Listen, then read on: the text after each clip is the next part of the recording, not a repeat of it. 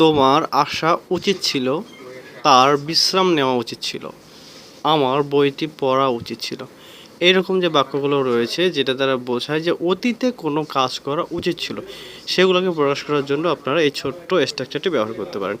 সেটি হচ্ছে subject plus should have plus V3 plus extension. এখানে V3টা আসলে কি সেটা আমি এখানে নোটে লিখে দিয়েছি যে V3 সমান সমান ভার্বের পাস্ট পার্টিসিপল ফর্ম। তো এখন উদাহরণে আসুন এক্সাম্পলে যে তোমার আসা উচিত ছিল, এখানে সাবজেক্ট ইউ, তারপরে শুড হ্যাভ এই জায়গাটুকু আমি এখানে তুলে দিয়েছি, আর কামের ভিতরে কিন্তু এখানে কামিং হচ্ছে, তাহলে ইউ শুড হ্যাভ কাম, তোমার আসা উচিত ছিল। আর এই বাক্যে আমি কোনো এক্সটেনশন বা অবজেক্ট ব্যবহার করিনি।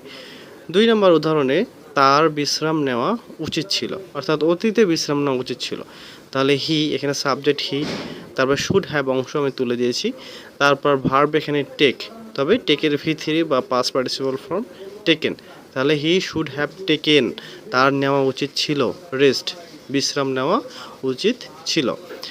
3 নম্বর বাক্যে আমি লিখেছিলাম যে আমার বইটি পড়া উচিত ছিল, তাহলে সাবজেক্ট এখানে আই, তারপরে শুড হ্যাভ, তারপর রিডের V3 কিন্তু রেড, তারপর এক্সটেনশন হিসেবে দ্য বুক ব্যবহার করেছি, তাহলে আমার বইটি পড়া উচিত ছিল, I should have read the book, আমার বইটি পড়া উচিত ছিল।